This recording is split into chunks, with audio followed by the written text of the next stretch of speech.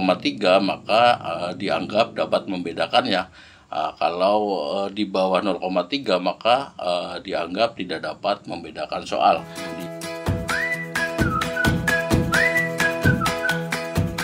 Halo semua, kali ini kita akan membahas cara melakukan analisis soal ujian menggunakan rumus Excel.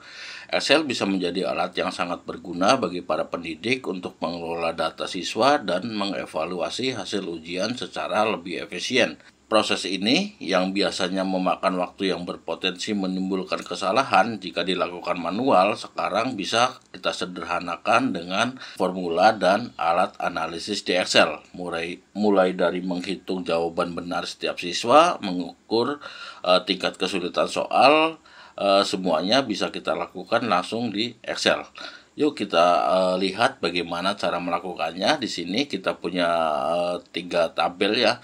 Ada proses, analisis, kemudian yang terakhir adalah laporan. Tapi sebelum mulai, jika teman-teman berkenan, silakan like, share, dan subscribe channel ini ya. Terima kasih.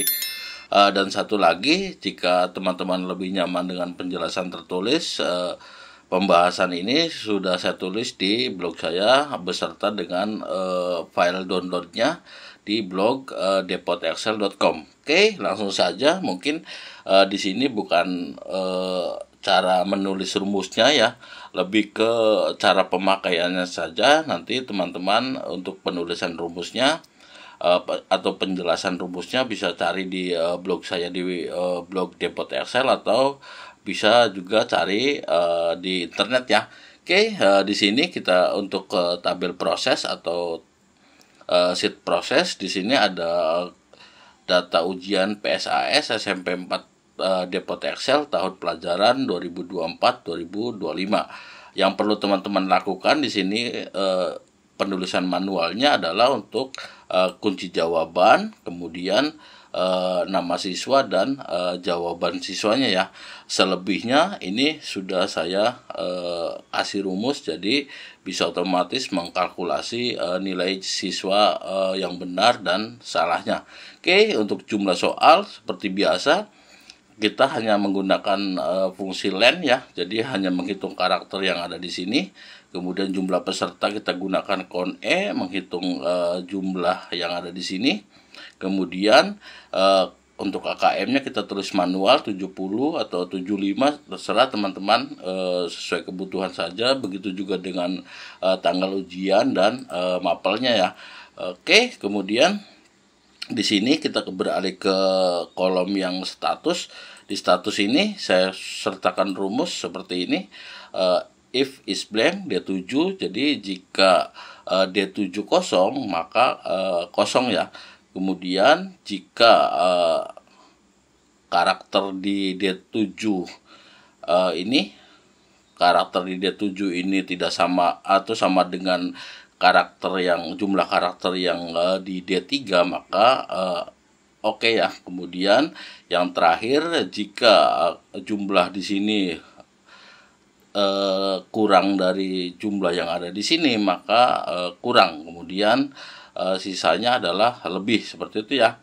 Kemudian di sini untuk jawaban siswanya, breakdown dari jawaban siswa, 0 ini untuk salah, kemudian 1 ini untuk benar. Jadi if is blank D7, jika D7 kosong maka 0, jika mid D7, nah ini ya, mid D7 kolom A3 itu nanti menghitung baris ke sini, biar otomatis bisa teman-teman langsung tarik ke sini seperti ini ya. Jadi nggak usah menulis manual di setiap kolomnya.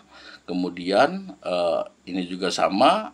Nah, ini berarti mengambil karakter ke 1 dari sini ya.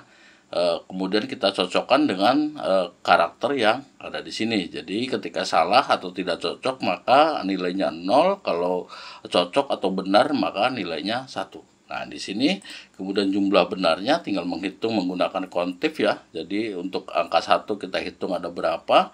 Kemudian untuk salah kita menghitung angka 0 di baris ini. Oke, untuk jumlahnya ini teman-teman bisa ini sendiri. Untuk nilainya bisa teman-teman hitung sendiri, misalnya per soal per butir soalnya skornya berapa, tinggal dikalikan seperti ini ya. Oke, kemudian kita ke bawah. Nah, di jumlah ini sama, gunakan sum ya. Kemudian tinggal tarik ke samping, kemudian yang terkecil adalah 0, gunakan min, kemudian yang terbesar kita gunakan max ya. Nah, ini kita gunakan max, kemudian untuk rata-rata gunakan average, ini rumus dasar sekali. Kemudian untuk simpangan bakunya kita gunakan STDEV S ya. Nah, ini sudah muncul nilainya semua. Sekarang kita akan beralih ke analisisnya. Nah, karena yang kita hitung di sini yang kita input manual cuma 1, 2, dan 3, kemudian selebihnya ini ya, maka untuk analisis ini sudah saya otomatiskan semua, kecuali yang ini ya. Jadi teman-teman bisa misalnya gunakan sheet tambahan untuk bisa mengotomatisasi yang ini, atau bisa juga nanti tambahkan di sini biasa kalian, kemudian kita refer ke sini seperti itu ya. Oke, kemudian kita lihat ke bawah. Ini karena hanya contoh, jadi saya cuma bikin sampai 10 butir soal.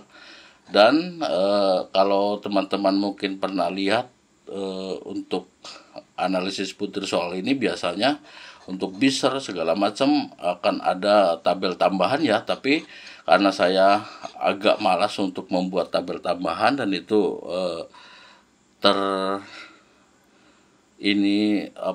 bisa salah input atau bagaimana, jadi saya langsung untuk ininya, untuk rumusnya langsung menggunakan rumus yang panjang ini, jadi tanpa menggunakan tabel bantu sama sekali ya. Untuk proporsi koreknya, kemudian untuk pisernya juga sama, saya gunakan langsung di rumus ini, makanya rumusnya jadi sangat panjang seperti ini ya. Nah, ini rumusnya sangat panjang, nanti teman-teman bisa pelajari sendiri. Kemudian untuk ini juga sama, ini rumusnya panjang karena kita tidak menggunakan tabel bantu sama sekali. Kita lihat. Nah, ini ya. Kemudian ke sini ini. Nah, ini juga sama, rumusnya panjang ya. Nah, ini panjang-panjang, jadi teman-teman nanti bisa pelajari sendiri rumusnya seperti apa. Kemudian ini rumus dasar ya, masih sama, kita gunakan is blank, if, dan kemudian untuk menghitung mengambil karakternya kita menggunakan media. Kemudian kita look up agar ketika kita tarik ke bawah, dia otomatis akan mencari yang sesuai dengan di sini ya, option yang ada di sini. Jadi ini sudah ada tingkat nilainya, tingkat kesulitannya ya. Kemudian dari data yang ada di sini kita olah lagi di daya pembeda soalnya. Daya pembeda soal ini rumusnya sederhana sekali. Ketika E11 ini lebih besar dari 0,3, nah ini untuk 0,3 ini bisa teman-teman sesuaikan sendiri, misalnya jadi 0,7, 0,5, terserah teman-teman ya, karena saya juga tidak begitu ini untuk nilainya 0, berapa, jadi 0,3 maka dianggap dapat membedakan ya. Kalau di bawah 0,3 maka dianggap tidak dapat membedakan soal. Kemudian untuk tingkat kesukarannya atau tingkat kesulitannya masih sama, kita gunakan if juga, ini if dan kita kombinasikan dengan n ya. If n, kemudian 0,7 itu dianggap mudah, jika kurang dari 0,7 tapi di atas 0,3 itu sedang, dan sisanya adalah sulit, seperti itu ya. Oke, kemudian yang di sini kita gunakan if, or, dan max. Di sini teman-teman bisa lihat sendiri. Kemudian untuk ininya ada option lain yang bekerja lebih baik dan baik ya. Oke, terakhir untuk status soalnya dapat diterima atau direvisi atau ditolak ya.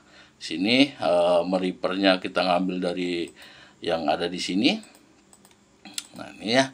Oke, sekarang kita beralih ke laporan. Yang terakhir ke laporan. Nah, di sini juga teman-teman nggak usah melakukan apapun karena ini sudah otomatis terkalkulasi berdasarkan rumus yang saya buat. Oke, untuk KKM saya merefernya dari proses C3, kemudian untuk nama peserta saya gunakan indeks, sama merefernya ke sheet proses.